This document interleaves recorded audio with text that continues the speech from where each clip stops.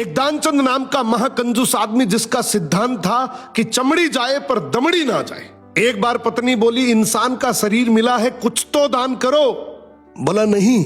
पत्नी बोली, एक बार गंगा स्नान कराओ, कुछ तो पुण्य मिलेगा। बहुत समझाने के बाद मन ही मन सोचा, पैदल जाऊंगा, स्नान करके घर आ जाऊंगा, क्या ही लगेगा।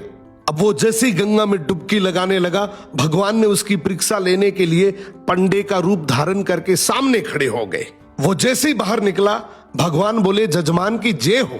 उसने बोला, भाई तुम कौन हो? बोले, हम पंडा हैं, बड़े संतोषी ब्राह्मण हैं, वैसे तो कभी कभी आते हैं, तुम्हारे जैसा भी कभी कभी आता है, साल साल भर का खाना दे जाता है। दानचंद बोला, साल भर का? मैं तो नहीं दे सकता। बोले, महीने का ही दे दो। उसने बोला, मैं तो एक दिन का भी नहीं दे सकता। भगवान बोले, कुछ तो देना पड़ेगा। उसने बोला, चलो एक धेला दे दूंगा। भगवान बोले, चल तू धेला ही दे। बोला, वो भी अभी नहीं, उधार ले लो। भगवान बोले, ठीक है। अब कुछ दिन बाद भगवान वही पंडे का रूप लेके उसके दरवाजे पे आ गए। पत्नी ने पूछा, तुम कौन हो? बोले, मेरा उधार लेने आया हूं। पत्नी अंदर जाके बोली, बाहर एक पंडा आया है, कुछ उधार है? बोला, हाँ, लेकिन तू बोल दे तबीयत खराब है। पत्नी ने वैसा ही किया। भगवान बोले, चलो जजमान के ठीक होने तक का इंतजार करते हैं, खाना ले आओ। पत्नी फिर अंदर जाती है और बोलती, वो पंडा तो यहीं चौकड़ी मार के बैठ गया। वो बोला, बोल दे मर गए। पत्नी जैसे ही आकर बोलती है, भगवान तुरंत खबर फैला देते हैं कि दानचंद गुजर गए। अब धीरे धीरे लोग इकट्ठे हुए, उसे बांध कर ले जाने लगे।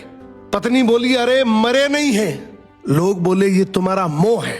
अब भगवान ने भी हार मान ली कि ये मर जाएगा लेकिन कुछ देगा नहीं। भगवान ने अर्थी रुकवाई और बोले, जजमान के कान में कुछ कहना चाहता हूं। भगवान बोले, अरे दानचंद आंखें खोल, मैं भगवान हूं। उसने सोचा, अरे ये तो स्वयं भगवान है। उसने आंखें खोली, सामने वही पंडा। देखकर आंखें फिर बंद कर ली। भगवान बोले, अरे भाई मांग ले, तू क्या मांगता है? तेरे से कुछ मांगने नहीं आया हूं। इसने बोला, हमको तो कुछ नहीं चाहिए, बस धेला छोड़ दो। इसी तरीके से बहुत सारे लोग हैं जो मर जाएंगे लेकिन 1 रुपए दान नहीं करेंगे।